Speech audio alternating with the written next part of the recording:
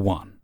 Hello all, I just wanted to share this experience I had as a teenager, and I'm curious if anyone else has ever had any experience with poltergeist activity. I tend to be very skeptical of ghosts and the paranormal even to this day. However, I have had one very weird experience when I was 16 during the summer, so we're talking about 14 years ago. I grew up living in a small built-up town in the south of Ireland. The house I was living in at the time is still inhabited by my mother, but it was a new build by the local council, and we were the only family to live in it. So if you imagine, this was in the middle of a large housing estate surrounded by other estates. It was during the summer, and I remember the weather being really good with plenty of sunshine. I just started my first ever summer job repairing laptops and computers, and would finish up work at 6 in the evening. At the time, my mother started seeing my stepfather, and so she was often out of the house during the day alongside working. I would spend the majority of my summer either hanging out with friends, drinking beer, and going swimming, or sitting at home playing Call of Duty with them for hours on end. So, like most evenings, when I got home from my summer job, I would boot up the PlayStation and jump straight on gaming. And then something really peculiar happened. It involved my hearing a thud and the light shade above my head rapidly swinging back and forward while I was playing online. I was curious at first, and started to make deductions and thought maybe a giant moth hit, but it's uncommon to see one that big, and my bedroom window was closed. I would have seen a moth or a bird of significant size. It's not a big bedroom either. The moving light shade wasn't gently swaying either, it was almost like someone had caught it and gave it a good push, almost like a swing. The next part is what sent chills down my spine. While all this had started happening, my teammates had begun complaining about my headset, that it was making crazy noises. I was unaware of anything being wrong, and tried to clarify with them, but they just complained. I wasn't sure if they could even hear me. Then, in a split, my headphones went crazy with electrical feedback, high-pitched, noisy, almost screeching tone. Following hearing this noise for several seconds piercing my headphones, I panicked and unplugged the USB. I just sat there with chills running down my spine. I had no siblings that could have pranked me, as I was an only child. No visible signs of how the light shade was moving by itself. It couldn't be a draft, as the doors would have slammed shut, and I was the only person in the house. I had never experienced electrical feedback like that before, and never have since. So that's just my little story that happened to me. Have you ever had any experiences with poltergeists, things moving in unexplained ways? Or maybe they have a mundane explanation. 2. There's this woman, Paula. Maybe 4'10", 85 pounds, originally from a country in South America, and freakishly strong. I used to take yoga with her, and we did aerials and pole together. She's also nearing 60, but you'd never guess. She's so fit and tiny, almost ageless in this sense, wiry, even vibrant way. But I've never quite known what to make of her. I wouldn't say we were close, though for a little while we started to get closer, because we were around each other a lot. The thing is, she started subtly mirroring me, doing her hair like mine, painting her nails the same color, styling herself in ways that felt oddly specific. She even bought me clothes, and it didn't feel like a sweet gesture, it felt off. Like she wasn't admiring me, she was trying to wear me, or be me. And then one day we were at open pole together with one other person there. The studio doesn't have dim lighting, it's actually bright and fluorescent. She was doing a sideways pole sit, and I could feel her watching me. We were both extremely flexible, but I have a connective tissue disorder, so I have a slight edge on her, which isn't a big deal, but she is extremely competitive. Probably even a covert narcissist. Anyways, I had just done something kinda splitty, and I turned around to smile at her, because it felt like she was looking at me, and when I did, her eyes were completely black. I mean fully black. I looked for several seconds because I couldn't look away. She seemed vacant. Not checked out, but absent. Like she'd gone somewhere momentarily and was temporarily checked out. But yet it also felt like there was something in her place, like an energetic placeholder. Something else seemed to be looking out through her, but it wasn't necessarily an intelligent being. I was left with this feeling of, I don't think I was supposed to see that. And I'm pretty sure she doesn't know I saw this. But also, I don't know if she was even aware of something happening. It's like when you accidentally see a mic in a movie or a crew wearing jeans in a film set in ancient Rome. It wasn't just a weird lighting thing, again, bright fluorescent lights at the studio, or a blink. It was unmistakable, and I've never seen anything like it before or since. I am also pretty positive nobody else saw it. It only lasted a few moments. I finally stopped looking at her and walked over to the table where my stuff was, and took a sip, and then everything was back to normal. I know how it sounds. I try to rationalize it, gaslight myself into letting it go, but I can't. Not with everything else. The mirroring, the vibe, the way I never felt entirely at ease around her. I'd really love to hear what people might make of it, because I honestly don't know if I'm reading too much into it or not enough. 3. Hi. I've worked at my current job for just over a year and have experienced quite a few eerie things. 1. In a certain part of the building, I feel watched and constantly see a tall black shadow in my peripheral vision. At first, I didn't think much of it until I started seeing it right in front of me. There have been numerous times where I have seen someone walk into the room when there was definitely no one there, because a lot of the time I am a lone worker. I also often see the reflection of this shadow behind me when I catch a glimpse of a shiny, not exactly reflective like a mirror, surface. 2. I usually have a speaker playing in the background whilst I work, and I don't know how to explain why this happened. My phone was connected to the speaker playing music when someone phoned me, so the speaker obviously began ringing. I let the phone ring until it ended. The call ended, but the speaker continued ringing, so I turned my Bluetooth and the speaker off. But it continued ringing for ages, we're talking like 10 minutes. It finally stopped ringing when I took that speaker out of the part of the building, as I was planning on just putting it inside a cupboard to let it die. I'm not very knowledgeable with tech, but I genuinely cannot explain this. After the sightings got more frequent, possibly the most terrifying thing happened. I was driving home and could just sense something behind me. When I looked into my rearview mirror, I saw an old man sit in the back, only for a split second, but long enough for me to remember his face. Does this mean I've been followed? After the car incident the past 6 months, I've had the same dream 4 or 5 times. It's in a third-person view, where I just see me walking around work like usual doing my job, but behind me there is a man following. That's all the dream is, just watching me work. I guess I'm just looking for advice or opinions. I haven't experienced much paranormal or spiritual activity in my adult life, but I do recall it happening as a child. I may be crazy and just absolutely overthinking this all, but it has started to scare me a little bit, and I don't want to feel scared or unsafe in my workplace. I've also spoke to other colleagues who have similar experiences in seeing shadows. One claims she had been grabbed on the shoulders once. My workplace is an old building, with its history of use dating back to the 18th century. Is there anything I should do, or should I just continue acting like nothing's happening? I also recall a few times where I walked out of this particular room and instantly felt a real shiver down my spine and a terrible feeling of dread. Enough to stop me in my tracks and take a deep breath. Like some may say, it means someone has walked over your grave. 4. When we were kids, my younger brother and I experienced many strange occurrences. A few months ago, I shared one such occurrence about the banshee experience we had. Unfortunately, my little brother died suddenly in our house just under 9 years ago.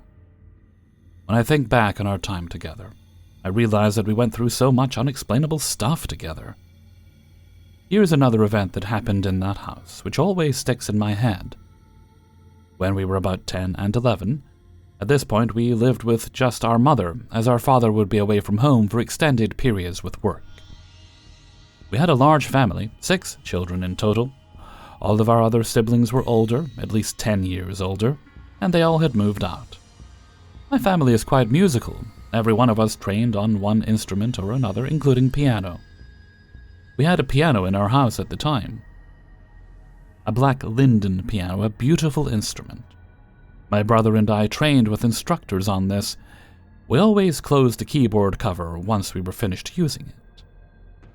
On this particular day, my younger brother and I had gotten into a fight over something. We were very close, and as such, fought quite a lot growing up as siblings do. We were upstairs in the hallway, physically fighting with each other, when our mother came upstairs and separated us. She then went in to clean up the bathroom while my brother and I traded insults in our rooms. Eventually, this escalated back into full physical confrontation again in the upstairs hallway. Our mother walked straight past us and into her room before slamming her door, stating that she'd had enough and that until we stopped, we were not receiving any help or attention from her. I can remember this angering my younger brother, and we started screaming at each other again.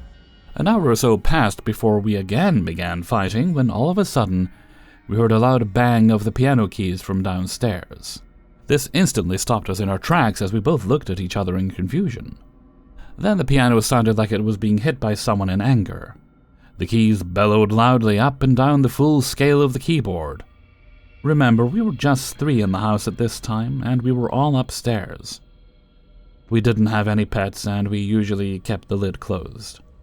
This sent a jolt of terror through us both, and we instantly ran to our mother's bedroom door and began banging on it while screaming in panic and fear.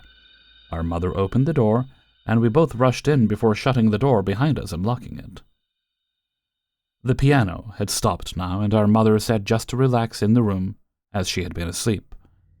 We lay down either side of her, before also falling asleep. My mother and brother both fell asleep before me, but I soon nodded off. I woke up some time later, completely paralyzed. I began to panic when I heard a low, dull growl and groan coming from the door to the room. It had gotten dark by now. I could only move my eyes. I felt a huge pressure on my chest.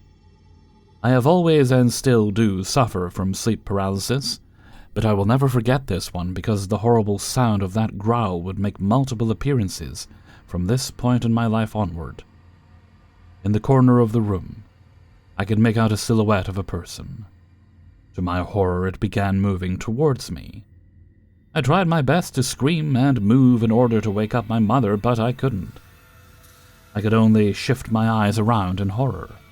The silhouette became a visibly decrepit old woman with white eyes and dangling grayish-whitish hair, and a haggard old face that had a look of unbelievable sadness all over it.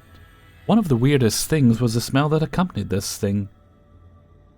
I closed my eyes, begging to be able to move for what felt like an eternity, when suddenly it was like my body came back under my control, and I accidentally flipped off the bed due to my struggling while paralyzed. I instantly looked around expecting to see this old woman, but to my relief she was gone. Everything was calm now. I sat awake in the room until my mother woke up, and I would try to explain everything. She asked me not to tell my little brother because it would frighten him, so I didn't. Like I said, my young brother and I experienced many very strange occurrences growing up. This is just one. 5. Hellfreezer's note: the following story contains references to dog mutilation, albeit brief it is there. This is a true story of me and my friend and our experience with this cemetery. Me and my friend Ben would commonly walk miles of dirt roads and back roads out in the forest, miles away from any town. While we were walking down one of these roads, bored out of our minds, we see a garden road sign to the left. It reads, Raven Hill Cemetery Road. Due to us being idiots and bored, we explore. The road takes you to a small clearing. Off to the right is the actual cemetery. It's a small family cemetery with a metal fence caging it all in, though the most interesting part is the road continues on into the tree line, with a chain link rope blocking the path that says, no trespassing. However, that did not stop us. As we walked through, even though we didn't notice yet, it got eerily quiet. The wind died, bugs ceased to make their presence known, and the tree canopy almost enveloped the sky. One of the most odd things is there's tires everywhere. Hundreds of tires for tractors, cars, trucks, etc. The most unbelievable part of this story is a little ways off you can see a tree, with a baby doll hanging from a tree branch, a rope tied around its neck. Under the baby doll was a dead, mutilated dog. The way it was, it looked like the dog had its insides ripped out right there, the worst part.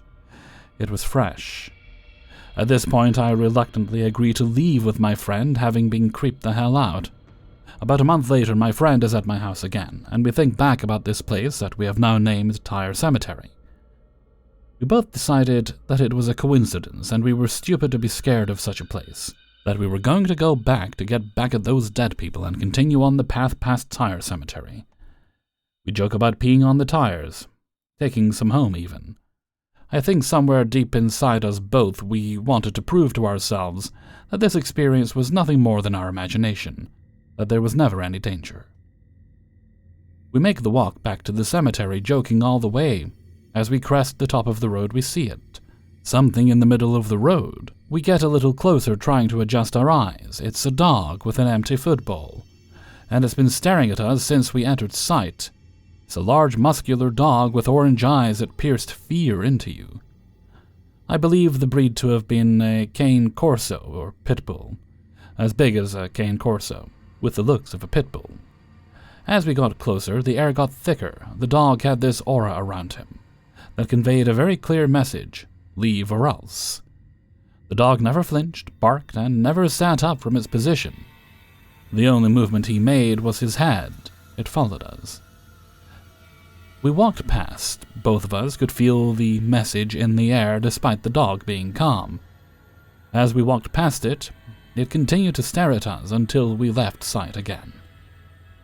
Why is there a food bowl there? Why is the dog there? The cemetery is miles from any home. So who just has a food bowl, and why in the middle of the road?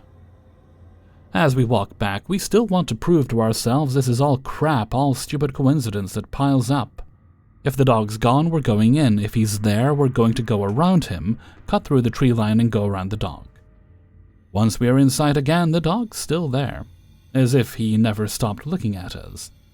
We walk past him, the air still conveying the gut-wrenching, dreadful message of "you are not welcome here." We just enter the tree line, ready to get around this stupid dog, when Ben says my name. What is it, Ben? The song is playing on my phone. I've never heard this before.